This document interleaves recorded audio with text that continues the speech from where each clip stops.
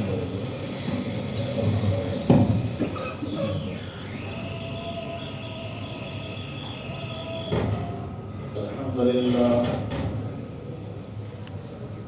لله نحمده ونصلي ونسلم على رسوله الكريم أما بعد فأعوذ بالله من الشيطان الرجيم بسم الله الرحمن الرحيم قل أعوذ برب الناس ملك الناس إله الناس من شر الوسواس الخناس الذي يوسوس في صدور الناس من الجنة والناس صدق الله العلي العظيم. وقد قال النبي صلى الله عليه وسلم تركت فيكم أمرين لن تضلوا ما تمسكتموهما كتاب الله وسنتي أو كما قال النبي صلى الله عليه وسلم. محترم دوستو عزیزو، آج قرآن پاک کا ختم ہے.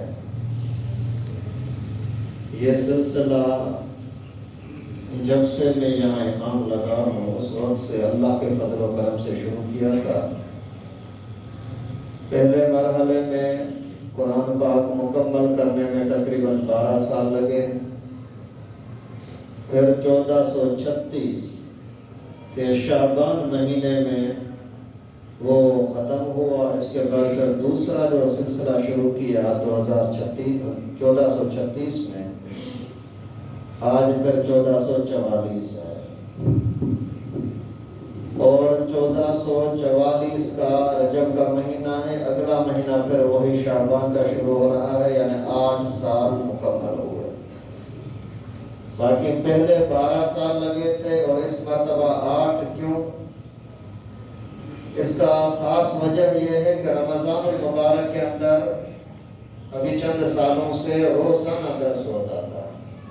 ویسے تو ہفتے میں 3 دن ہوتے ہیں، جمعہ جمعہ ہفتہ. اس وجہ سے شاید 8 سال کے اندر یہ اللہ رب العالمین نے اپنا انعام فرمایا، احسان فرمایا کہ ہمیں قرآن پاک کو سننے کی، سنانے کی، پڑھنے کی، پڑھانے کی توفیق ہو.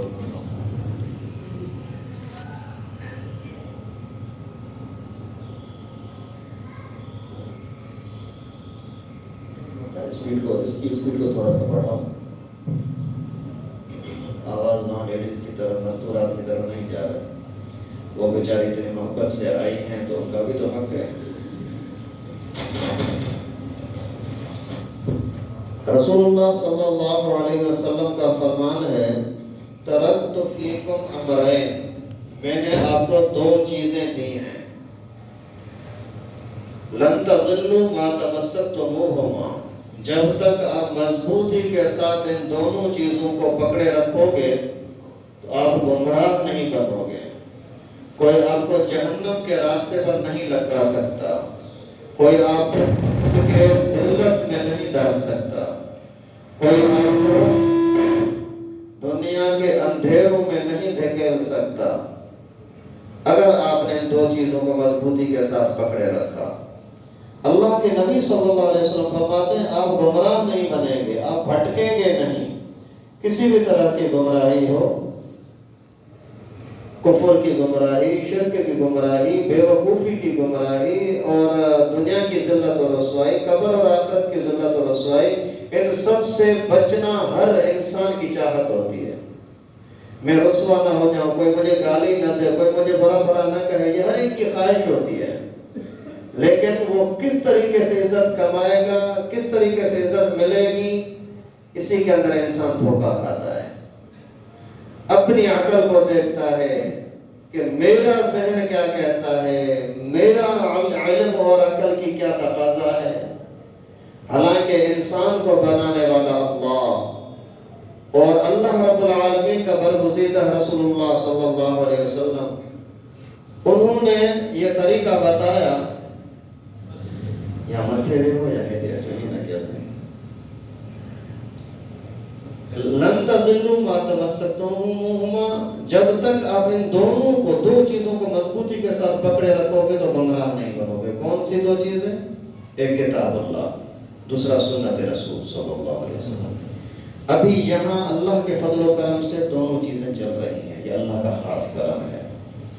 ابھی قرآن پاک روزانہ اللہ کے فضل سے آپ خود دیکھتے ہیں کتنے سارے ساتھی محبت کے ساتھ بیٹھتے ہیں، تو قرآن پاک کا درس صرف تلاوت بھی ثواب ہے، صرف دیکھنا بھی ثواب ہے، صرف سننا بھی ثواب ہے، لیکن جس مقصد کے لیے اصل میں قرآن پاک نازل ہوا، سمجھنا اور اس پر عمل کرنا، وہ مقصد بھی اللہ کے فضل و کرم سے ہو رہا ہے، اور یہ اللہ کا خاص انعام ہے، یہ ہمارا کوئی کمال نہیں ہے بھائی۔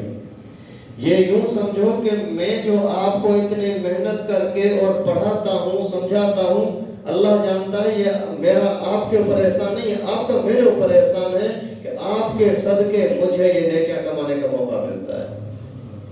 یہ اللہ کا احسان ہے جو رب العالمین اپنے فضل و کرم سے اس طرح کا ماحول نصیب فرماتے ہیں۔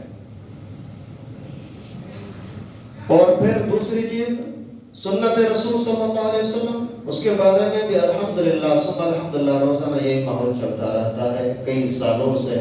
ابھی بھی یہ ربیع الاول کے مہینے میں سیرت کا سلسلہ شروع کیا تھا، روزانہ آپ خود دیکھتے ہیں اللہ کے فضل پر سے مرد حضرات بھی، عورتیں بھی، مستورات بھی، اور سنا ہے دور دور سے بیچاری آتی ہیں۔ تو یہ دونوں چیزیں اگر آپ نے اپنا لی، قرآن اور سنت رسول، اللہ کے نبی صلی اللہ علیہ وسلم نے تاکید کے ساتھ فرمایا لن تضلوا، آپ گمراہ ہو ہی نہیں سکتے۔ گمراہی سے بچاؤ، بے عزت سے ہونے سے بچاؤ، اور عزت کمانے کا ذریعہ اور راستہ جو اللہ کے نبی نے بتایا وہ یہی دو چیزیں ہیں۔ اللہ تعالیٰ ہم سب کو قرآن پاک کے ساتھ جڑے رہنے کی توفیق نصیب فرمائے۔ ابھی یہ آخری صورت ہے سورہ ناس، اسی کے بھی تفصیل کافی حد تک صبح کو میں نے آپ کو فجر کے درس میں بتایا تھا، ابھی مختصر صرف اس لیے باقی رکھا تھا تاکہ آخری وقت میں جو دعائیں ہوتی ہیں وہ قبول ہوتی ہیں، اور کچھ ترجمہ اور مختصر تشریح آپ کے سامنے کروں گا، باقی بعد میں پھر بزرگوں کے اکابرین تشریف لائے ہیں وہی بیان کریں گے انشاءاللہ۔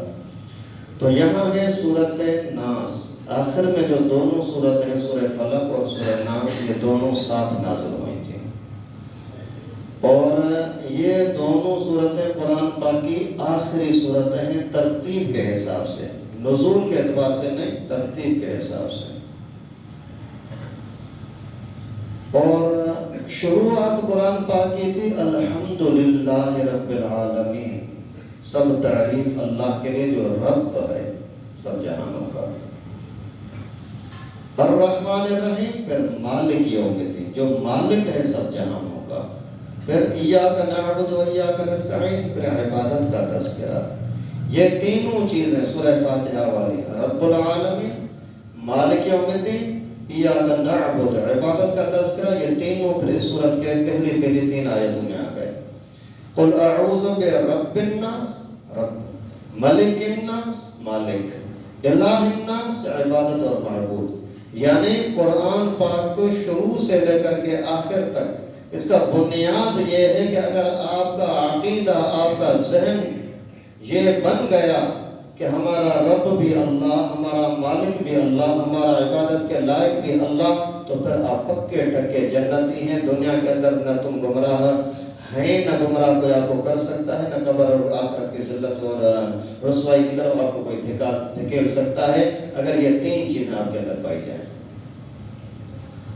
اور اس سورۃ مبارکہ کا نام ہے سورہ ناس۔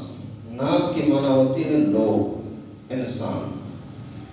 اللہ تعالیٰ نے ان دونوں صورتوں کو آخر میں رکھوایا، باقاعدہ پیغمبر کریم صلی اللہ علیہ وسلم پر کوئی صورت نازل ہوتی تو فرماتے اس کو یہاں رکھو، اس کو یہاں رکھو۔ یہ ترتیب بھی اللہ کے نبی نے بتائی ہے، توقیفی ہے، اپنی مرضی کی نہیں ہے۔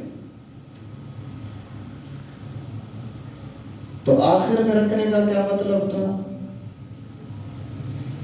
حضرت نانوتوی رحمہ اللہ نے اس کی عجیب مثال لکھی ہے۔ جیسے مثال کے طور پر ایک آدمی کوئی باغ بناتا ہے، کوئی زمین ہے اس کے اندر اگر باغ بنانا چاہے، اس کے اندر پودے لگانا چاہے، مختلف رنگ برنگی اگر پودے لگا رہا ہے تو کیا کرتا ہے؟ ہر طرح کا انتظام کرتا ہے۔ بھائی میرے باغ کے لیے پانی کا کوئی سسٹم ہوگا یا نہیں؟ اور اگر پانی کے ذریعے سے اور پودے کے ذریعے سے میں نے یہ کام شروع کیا تو پھر کوئی جانور اگر آ کر اس کو کھا جائیں، کاٹ لیں، تو ان سے بچاؤ کی صورت کیا بنے گی؟ وہ تحفظ حفاظت کرنا۔ اور اگر میرا کوئی دشمن کسی ٹائم پر آ جائے اور آ کر کے اس کو جلا دے، کاٹ دے، تو اس کے لیے حفاظت کا سسٹم کیا ہوگا؟ یہ ساری چیزیں سوچ کر کے پھر قدم اٹھاتا ہے۔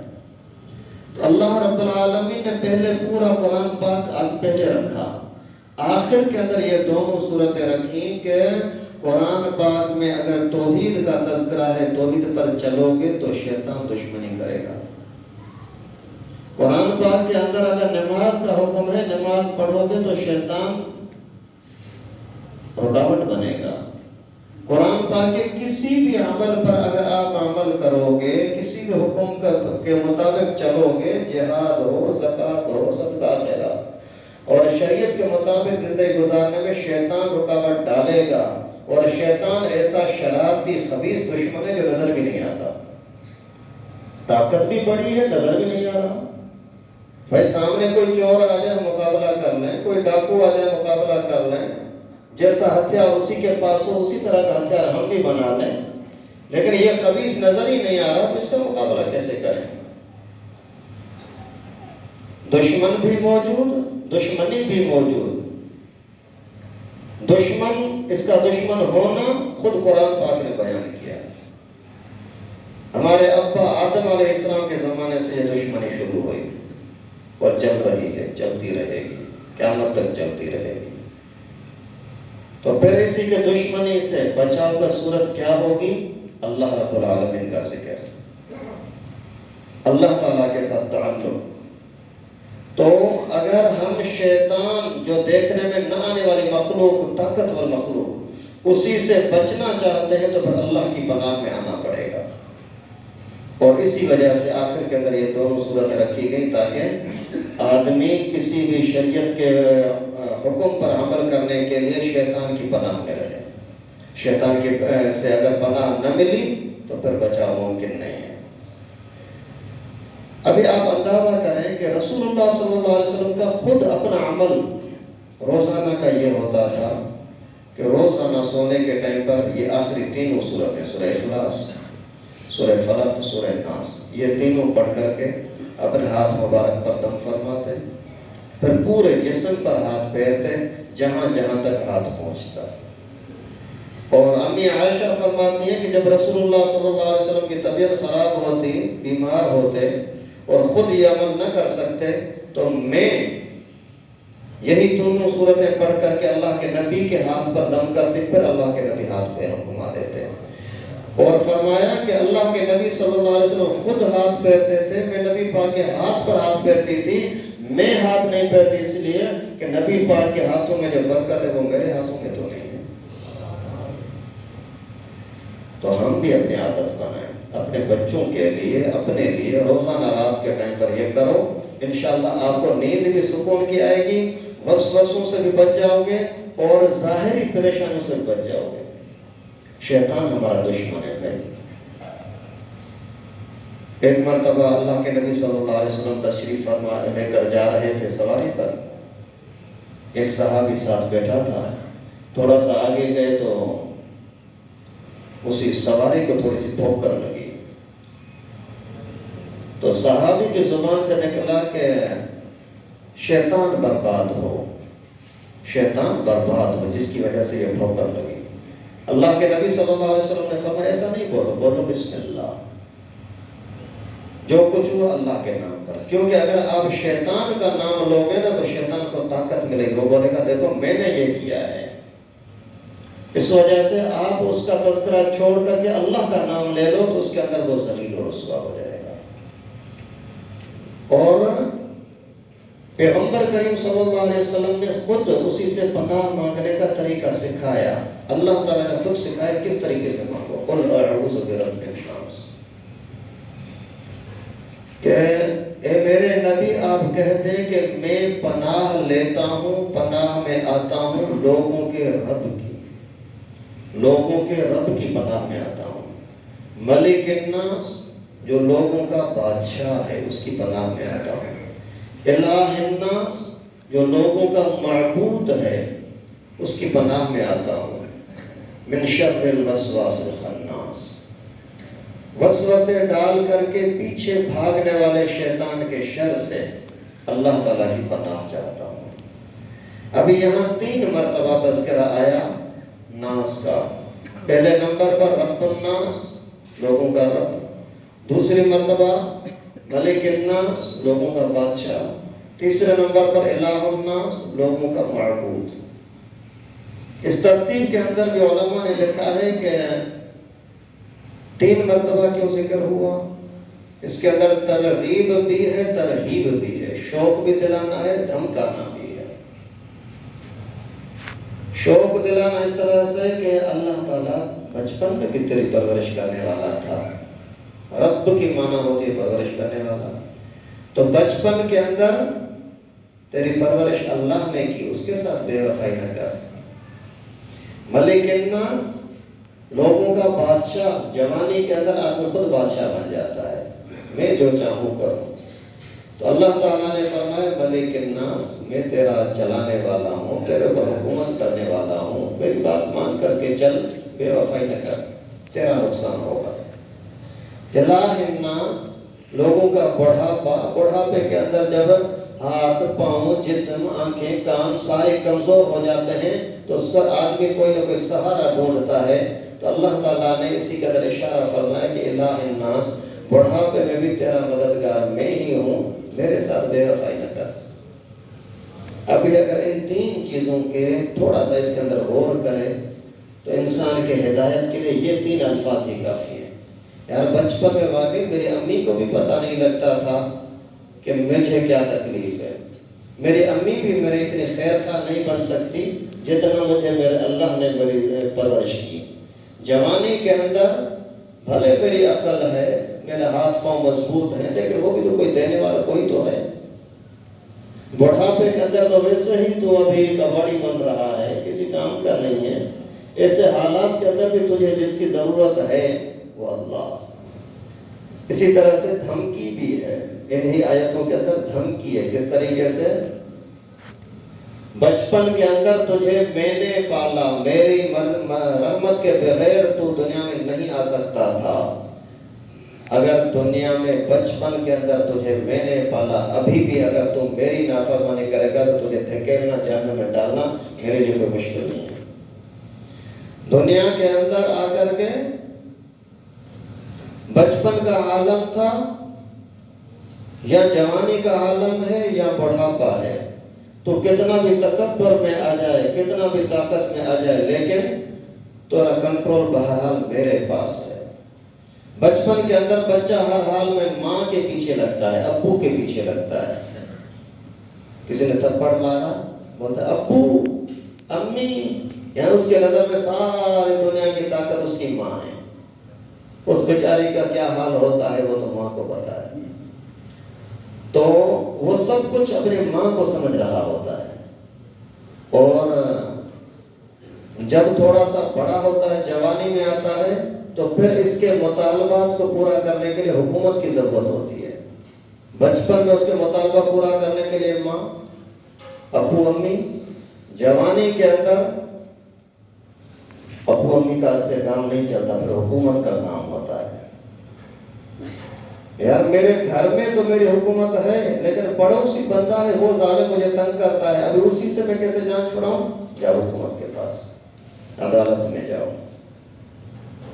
عدالت اسلامی عدالت ہو، پاکستانی عدالت نہیں۔ کسی نے تبصرہ کیا کہ ہم نے یہ تو دیکھا ہے کہ وکیل چلتے چلتے جج بن جاتا ہے، لیکن یہ کبھی نہیں سنا کہ جج پی ٹی آئی کا وکیل بن جاتا ہے۔ ایسا ماحول۔ پہلے ایک زمانے میں ایک جج تھا، اس کے پاس بادشاہ کا کیس آیا۔ بادشاہ کا کیس آیا کہ بادشاہ نے میرے بچے کو مارا ہے۔ جج نے اس کو بلایا، بادشاہ کو، آ جاؤ بھائی ادھر۔ آ گیا، تو نے بچے کو مارا ہے؟ ہاں مارا ہے۔ کیوں مارا ہے؟ غلطی سے مر گیا، میں نے شکار کو تیر مارا تھا، اس کو لگ گیا۔ اچھا غلطی کی سزا کا جرمانہ جو ہے وہ دے دو، 100 اونٹ دے دو دیت۔ بولتا ہے حاضر میں دیتا ہوں، ٹھیک ہے، وہ دے دیا۔ جیسے ابھی بادشاہ واپس جانے لگا تو جج صاحب نے اپنے کرسی کے نیچے سے ہینڈر کوڑا نکالا۔ بادشاہ دیکھ تو صحیح، اگر تو آج میری بات نہ مانتا نا تو خدا کی قسم اس ہینڈر سے تجھے میں سیدھا کرتا۔ تو بادشاہ نے اپنے چادر کے اندر سے تلوار نکالی، بولا جج صاحب آج میں تلوار اپنے ساتھ لایا تھا، اللہ کی قسم اگر تو میری بادشاہی کی وجہ سے تو غلط فیصلہ کرتا نا تیری گردن اڑاتا۔ یہ ہوتا ہے انصاف۔ اور آج کے زمانے میں اللہ معاف فرمائے، آپ خود دیکھتے ہیں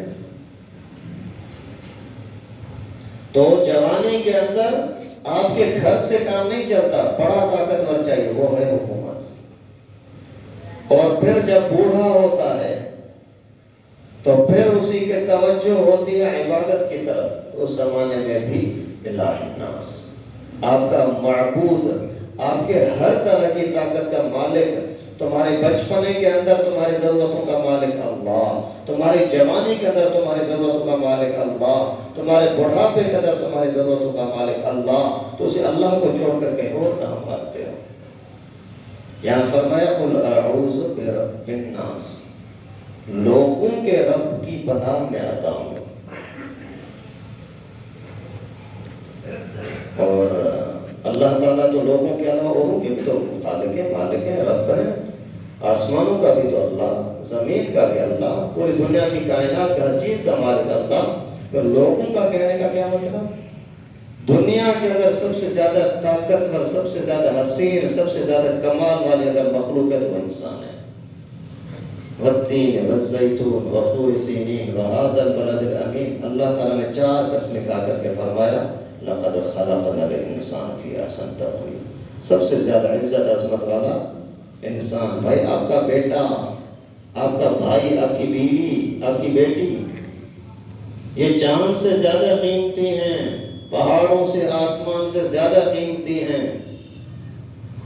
اگر یہ 3 کے ساتھ جڑے رہے، قرآن حدیث کے ساتھ جڑے رہے، لیکن اگر بھٹک گئے، ماں باپ نے ان کو آوارہ بنا دیا، یہودی بنا دیا، عیسائی بنا دیا، خواہش پرست بنا دیا، جاہل بنا دیا، کتوں کے ساتھ کھیلنے میں لگا دیا، گیم کے ساتھ کھیلنے میں لگا دیا، انٹرنیٹ کے ساتھ لگا دیا، قرآن پڑھنا نہیں آتا، گانے گانا آتے ہیں، اگر ایسا تم نے بنا دیا اسی کو تو ثم رددناہ اسفل سافلین، ایسا گندا ہو جائے گا، ایسا گندا ہو جائے گا کہ جانوروں سے زیادہ بدتر۔ اولئک کالانعام بل هم اضل۔ یار کوئی بندہ ایسا چاہتا ہے کہ میرا بیٹا بھیک مانگے، میرا بیٹا کوئی گندگی کے اندر، پاخانے کے اندر پڑا رہے؟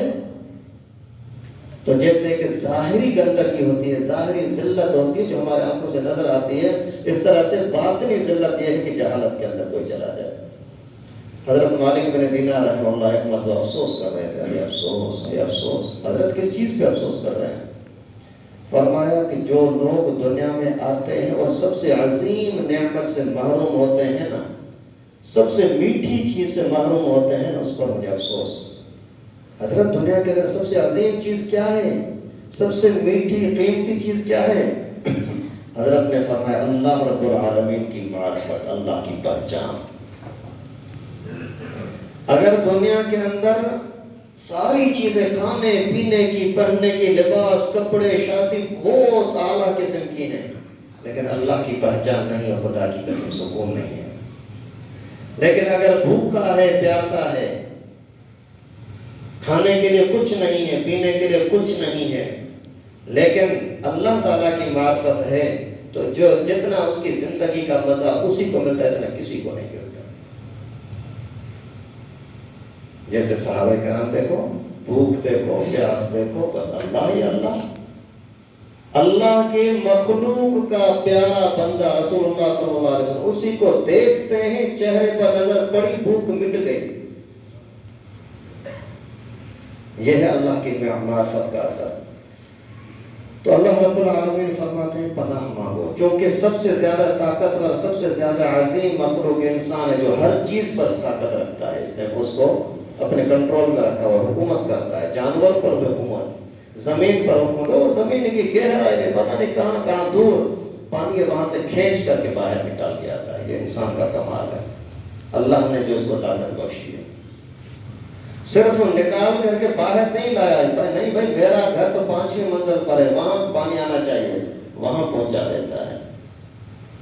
یار موسم ٹھنڈی ہے، پانی گرم چاہیے، اسی کو گرم کر کے استعمال کرنے لگا۔ موسم گرم ہے، پانی ٹھنڈا چاہیے، اتنی طاقت اس کو مل گئی کہ اس کو ٹھنڈا کر دیا، گرم کر دیا، مرضی سے، اتنی بڑی طاقت دے دی۔ ایک واقعہ یاد آ رہا ہے، تھوڑا سا بتاؤں۔ ایک مرتبہ شیر نے اپنے بیٹے کو بولا کہ بیٹا جس کے ساتھ لڑنا ہو بولے لڑنا، لیکن انسان سے کبھی نہ لڑنا۔ اللہ تعالیٰ نے رب الناس فرمایا، اسی پر یہ بات یاد آئی۔ تو یہ جیسے ہی بڑا ہوا، ابھی دیکھا کہ ابو شکار کر رہا ہے، یہ بھی کبھی ہرن پر حملہ کر رہا ہے، کبھی کسی پر کبھی کسی پر، اس نے سمجھا بھی میں بڑا طاقتور ہوں۔ ایک مرتبہ اس کو خیال آیا یار ابو نے بولا تھا انسان سے مقابلہ نہ کرنا، دیکھو تو سے ہے کون سا انسان۔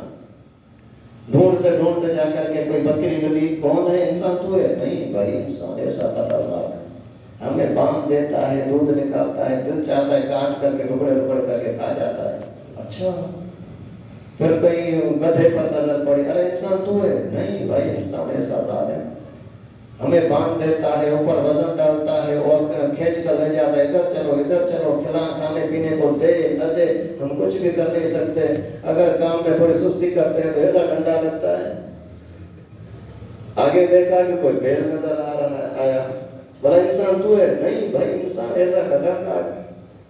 پھر حیران ہوا کہ آخر انسان ہے کیا بلا۔ خیر چلتے چلتے جا کر اونٹ پر بنا نظر پڑی، پھر تو بھاگنے لگا، یار اتنی بڑی مصیبت، اگر یہ میرے قریب آیا منہ پڑا تو میں اس کے منہ میں چلا جاؤں گا۔ پہلے تو خوف لگا، پھر ڈرتے ڈرتے جا کر پوچھنے لگا بتا تو صحیح انسان تو ہے؟ بولا نہیں بھائی انسان بڑی چیز ہے۔ خیر پھر چلتے چلتے جا کر ایک بندے پر نظر پڑ گئی، بولا انسان تو ہے؟ بولا ہاں میں ہوں۔ اچھا میرے ابو کے ساتھ اور ہمارے بڑوں کے ساتھ تو ظلم کرتا ہے؟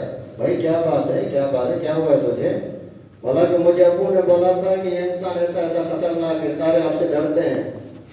بولا بھائی بات چیت کرو، چھوڑو ایسی لڑائیوں کو جھگڑوں کو، اس طرح سے تھوڑے سا باتیں کر کے، کیونکہ سب سے بڑا عظمت والا تو ہے ہی، باتوں کر کے اس کو اپنی باتوں میں لا کر کے اس کو بولا یار ایک کام کرو، میں ابھی جا رہا ہوں تھوڑا سا ادھر کام سے، میں واپس آ جاؤں، پھر بحث مباحثہ بھی کرتے ہیں، لڑائی جھگڑا جو کرو گے کرنے کے لیے تیار۔ بولا ٹھیک ہے کوئی مسئلہ تھوڑی ہے۔ یہ تو شیر تو تھا، جب اونٹ سے نہیں ڈرا اور بیل وغیرہ کا مقابلہ کرنے کے لیے تیار ہو رہا تھا تو پھر انسان تو چھوٹا سا۔ اور عجیب بات یہ ہے کہ انسان کو اپنا دفاع کرنے کے لیے کوئی چیز بھی نہیں ہے۔ کسی جانور کو سینگ دیکھتے ہو، کسی کو بڑی داڑھیں دیکھتے ہو، کسی کو دم سونڈ دیکھتے ہو، کسی کو پنجے دیکھتے ہو، کسی کے پاؤں کے اندر کھر دیکھتے ہو، انسان کو کچھ بھی نہیں ہے۔ ہاتھ مار لگائے تو ہاتھ کٹ جاتا ہے، سر لگائے تو سر پھٹ جاتا ہے، لات مارے تو لات ٹوٹ جاتی ہے، پاؤں ٹوٹ جاتا ہے، کوئی بھی چیز نہیں ہے سوائے دماغ کے کر کے۔ خیر تو اس نے بولا بھی ایسا کرو تو یہاں رک میں آ رہا ہوں۔ بولا ٹھیک ہے۔ بولا نہیں مجھے یار خطرہ لگتا ہے کہ تو ٹھگی کرے گا، بھاگ جائے گا، شیر کو بولا۔ بولا نہیں میں نہیں بھاگوں، نہیں یار مجھے اعتماد نہیں ہو رہا۔ تو پھر کیا کرے؟ بولا اس نے کیا کہ جلدی سے ایک درخت کو تھوڑا سا چیر کر کے کھینچ کر کے بیچ میں بولا یہاں پاؤں رکھو، پاؤں رکھا، ابھی درخت کو چھوڑا تو اس کو چپک گیا۔ ابھی اس کا ہاتھ پاؤں ویسے ہی جیسے پھنس گیا اس درخت کے اندر، ابھی چیخنے لگا۔ ابھی اس نے بولا یار میں جا رہا ہوں۔ بولا خدا کو مانو مجھے یہاں سے جان تو چھڑاؤ۔ بولا نہیں آپ رکو یہاں دیکھتے ہیں۔ ابھی چلا رہا ہے، خدا کے واسطے مجھے چھوڑو، میں نے توبہ کی میں کبھی انسان کا مقابلہ نہیں کروں گا۔ تو انسان چونکہ سب دنیا کے اوپر حکومت کرنے والا ہے، طاقتور ہے، جب انسان کا رب اللہ ہے تو پوری دنیا کا رب ہوگا۔ اس بات کو سمجھانے کے لیے صرف یہ فرمایا کہ رب الناس، لوگوں کا رب۔ کس چیز سے پناہ مانگی گئی؟ وسواس الخناس۔ خناس کیا ہے؟ چھپ چھپ کر کے وسوسے ڈال کر کے پیچھے چلا جانا۔ وسوسے علماء نے لکھے 2 طرح کے ہوتے ہیں، انسانوں کی طرف سے وسوسے بھی آتے ہیں، شیطان کی طرف سے بھی آتے ہیں۔ جو وسوسے چبھتے رہے یہ شیطانی ہوتے ہیں، جو آیا پھر چلا گیا یہ انسانوں کی طرف سے ہوتے ہیں۔ اور خناس ایک روایت کے مطابق شیطان کے بیٹے ابلیس کے بیٹے کا نام ہے خناس، وہ اسی کو پکارتا تھا کہ یا خناس تعال، خناس ادھر تو آ۔ تو خناس یعنی چھپ کر کے پیچھے چلا جانا، تو یہ بھی وسوسے ڈال کر کے پیچھے چلا جاتا ہے۔ آدمی باپ کے سامنے بیٹھا ہے، ماں کے سامنے بیٹھا ہے، اللہ کے سامنے نماز میں کھڑا ہوا ہے، وہاں سوچ رہا ہے میں جاؤں گا، جا کر کے موبائل میں یہ فلم دیکھوں گا اور یہ کروں گا یہ کروں گا۔ یہ کیا وسوسے ہیں؟ شیطانی وسوسے۔ الذی یوسوس فی صدور الناس، جو انسان کے سینوں میں دل میں وسوسے ڈالتے ہیں۔ حدیث مبارکہ میں آتا ہے کہ انسان کے دل کے پاس سے گزر ملائکوں کا بھی ہوتا ہے، جنات کا بھی ہوتا ہے۔ ملائکہ اگر گزر جاتے ہیں تو نیکی کی خواہش پیدا ہوتی ہے، جب شیطان گزر جاتا ہے تو پھر برائی کی خواہش پیدا ہوتی ہے۔ اور اگر نیک لوگوں کے ماحول میں بیٹھے گا تو فرشتوں کا گزر ہوگا، برے لوگوں کے ماحول میں جائے گا تو پھر شیطان کا گزر ہوگا، کیونکہ بری مجلسوں میں شیطان ہوتے ہیں اور نیک مجلسوں کے اندر فرشتے ہوتے ہیں۔ اس حدیث شریف میں آتا ہے کہ جہاں کہیں بھی لوگ میرے ذکر کے لیے بیٹھ جاتے ہیں تو اللہ کے رحمت کے فرشتے ان کے بیچ میں آ کر بیٹھ جاتے ہیں۔ تو یہاں بھی اسی حدیث مبارکہ کو سامنے رکھیں تو انشاءاللہ یقیناً آپ کا نام لے کر کے اللہ رب العالمین فرشتوں کو کہہ رہے ہوں گے کہ یہ یہاں بیٹھا ہے میرے ذکر کے لیے۔ اس سے بڑا اعزاز ہے کیا ہے؟ اس سے بڑا کوئی احساس ہے؟ آپ کو اگر وزیر اعظم بول دے یہ میرا دوست ہے، کتنی خوشی ہوتی ہے۔ اگر تھانے والا کسی کو بول دے، تھانے والے نے کسی آپ کے محلے والے کو بول دے یار یہ بندہ ہے یہ میرا دوست ہے، تو پھر وہ خوشی میں سب کو بتاتا ہے یار میرے لیے تو تھانے میں بھی عزت ہے، یہاں بھی عزت ہے، یہاں بھی عزت ہے۔ بھائی کائنات کے رب اس بندے کی تعریف کرتے ہیں، فخر کرتے ہیں فرشتوں کے سامنے، جو بندہ اللہ کا ذکر کرنے کے لیے بیٹھتا ہے۔ یہ اللہ کا ذکر ہی تو ہے۔ تو لوگوں کے سینوں میں وسوسے ڈالنے والا شیطان سے پناہ مانگو، من الجنۃ والناس، جنات میں سے ہو یا لوگوں میں سے ہو، جنات میں سے ہو یا لوگوں میں سے ہو۔ ان سے جن بھی شرارتیں کرتے ہیں، انسان بھی شرارتیں کرتے ہیں، جو بھی اسلام کے دشمنی کا کوئی بھی بات کرے، کوئی بھی کام کرے، وہ سارا شیطان ہے، بھلے انسانوں میں سے ہو یا جنات میں سے ہو۔ ابھی ان دونوں صورتوں کو اپنے معمول میں بناؤ، جیسا کہ پیغمبر کریں کہ عادت مبارکہ تھی رات کو پڑھنے کی، آپ اسی طرح سے کرو۔ اور اپنے بچوں کو اگر نظر لگ جائے یہ پڑھ کر کے دم کرو، اور اگر کوئی جادو ہو جاتا ہے، جنات ہو جاتا ہے، یہ پڑھ کر کے دم کرو، انشاءاللہ العظیم برکت ہوگی۔ کوئی جادو کا واقعہ شاید میں نے کسی موقع پر آپ کو بتایا تھا کہ جادو ہو، کتنا بھی خطرناک جادو ہو، آپ اس کے سامنے یہ صورتیں پڑھو، انشاءاللہ العزیز جادو ختم ہو جائے گا۔ جب اللہ تعالیٰ نے پورے قرآن پاک کے آخر کے اندر یہ صورتیں رکھیں، اس کے اندر بڑی حکمت یہی تھی، قرآن پاک پر چلنے کے لیے، قرآن پاک کی باتوں کو سمجھنے کے لیے شیطان سے پناہ میں رہو، اور شیطان سے پناہ اللہ ہی دے سکتا اور کوئی نہیں۔ اللہ رب العالمین سے دعا ہے کہ جو کچھ ہم نے پڑھا سنا اپنی بارگاہ میں قبول فرمائے، اور جو پورے قرآن پاک کے اندر کہیں بھی کوئی لغزش کوتاہی ہو گئی، اللہ رب العالمین اپنے فضل و کرم سے معاف فرمائے۔ وآخر دعوانا الحمدللہ رب العالمین۔ سے مختصر ہے تو دعا کرے پوڑے اتحاد